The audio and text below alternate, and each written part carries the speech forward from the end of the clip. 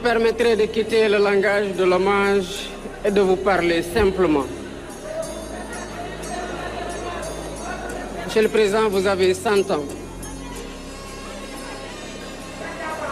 Monsieur le Président, vous avez vu ce pays naître.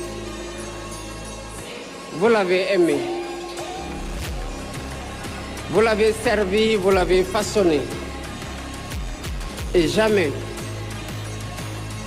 à aucune heure, vous ne l'avez abandonné.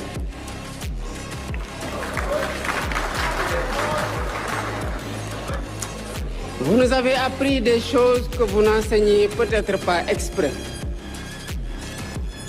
Vous nous avez appris que la patience est une force et non une faiblesse.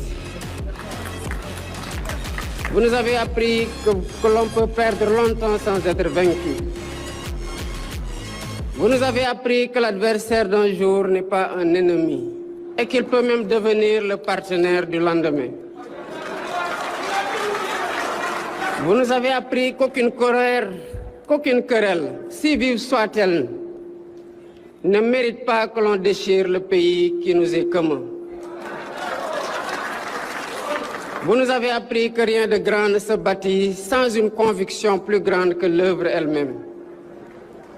Vous nous avez appris que servir sa jeunesse vaudra toujours mieux que de se servir d'elle.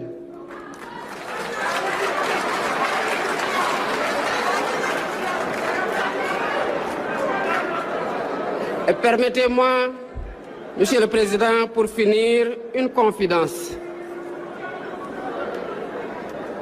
Aux heures où la fonction est la plus solitaire, il est des présences anciennes vers lesquelles l'esprit se tourne. La vôtre est assurément de celle-là. Non pas pour les réponses que vous auriez données, car chaque temps a les siennes,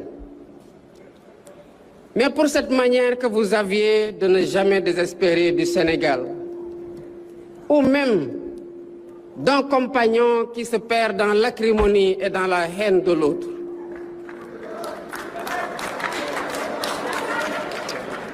Vous m'avez appris sans le savoir qu'on peut tenir bon sans se durcir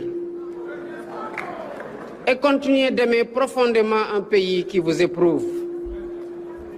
Cela, Monsieur le Président, aucun manuel ne l'enseigne. On le reçoit humblement de ceux qui ont servi la nation avant nous et qui l'ont fait grandir. Vivez longtemps.